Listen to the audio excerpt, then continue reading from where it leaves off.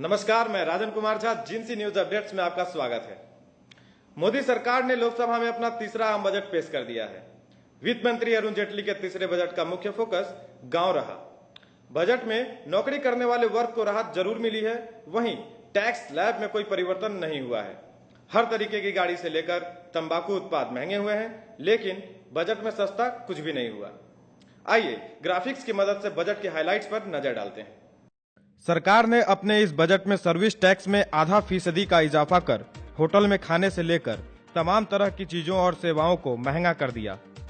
कृषि कल्याण सेस के नाम से सर्विस टैक्स में एक नया टैक्स जोड़ दिया गया। सर्विस टैक्स में पहले से ही स्वच्छ भारत टैक्स वसूला जाता है। अब सर्विस टैक्स 14.5% से बढ़कर 15% हो गया है। बजट में हाउस रेंट अलाउंस में छूट बढ़ा दी गई है। इसकी लिमिट जो पहले 24,000 थी, अब उसे 60,000 कर दिया गया है। यह उन लोगों के लिए है जो अपने घरों में नहीं रहते और उनको HR अलाउंस भी नहीं मिलता। अगर आप 35 लाख तक का अपना मकान लेते हैं और यह आपका पहला मकान है, तो आपको टैक्स पर 50,000 रुपए तक की छूट मिलेगी। नए कर्मचारियों का EPF यानी एम्प्लॉय प्रोविडेंट फंड 3 साल तक अब सरकार देगी। मतलब 3 साल तक तनख्वाह से आपका PF नहीं कटेगा। इसके अलावा 5 लाख तक इनकम वालों के लिए सीलिंग को 2,000 से बढ़ाकर 5,000 तक कर दिया गया है। इस प्रकार टैक्स सीलिंग पर टैक्स पेयर्स को सालाना 3,000 रुपए की अतिरिक्त छूट मिलेगी। 2.5 लाख तक की आय तक पिछले साल की तरह इस साल भी कोई टैक्स नहीं लगेगा।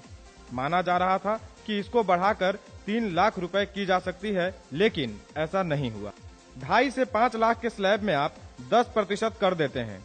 5 से 10 लाख सालाना आय पर 20% और 10 लाख से ज्यादा आय पर 30%। ये जैसा पिछले साल था वैसा ही है, इसमें कोई परिवर्तन नहीं किया गया है। बड़ा ऐलान करते हुए वित्त मंत्री ने 1 मई 2018 तक हर गांव में बिजली पहुंचाने के लक्ष्य की बात कही।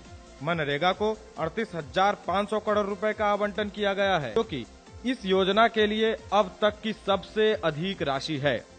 इसके अलावा ग्रामीण भारत को भी डिजिटल बनाने के लिए डिजिटल साक्षरता अभियान चलाया जाएगा। 300 सेमी अर्बन क्लस्टर यानी गांव से बेहतर और शहरों से कम विकसित स्थान है, उनका विकास किया जाएगा। किसानों के लिए क्या खास रहा देखें तो खेती और खेती से जुड़े काम के लिए 35,984 करोड़ रुपए, कृषि सिंचाई योजना के लिए 20,000 करोड़ रुपए आवंटित किए गए। किसानों के कर्ज को कम करने के लिए 15,000 करोड़ रुपए का आवंटन किया गया। मनरेगा को इससे जोड़ते हुए 5 लाख तालाब और कुओं का निर्माण करने की बात कही गई। प्रधानमंत्री द्वारा इसी साल शुरू किए गए फसल बीमा योजना के लिए 5,500 करोड़ रुपए दिए गए।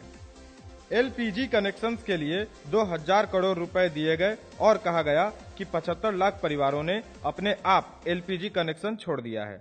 गरीब परिवारों को 1 लाख तक का हेल्थ बीमा मिलेगा।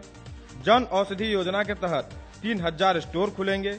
इसमें सस्ती दवाइयां शहर के अलग अलग हिस्सों में बनाई जाएंगी। ये थी बजट 2016-17 को लेकर हमारी खास पेशकश। जिंसी न्यूज अपडेट्स में अन्य खबरें आती रहेंगी। नमस्कार।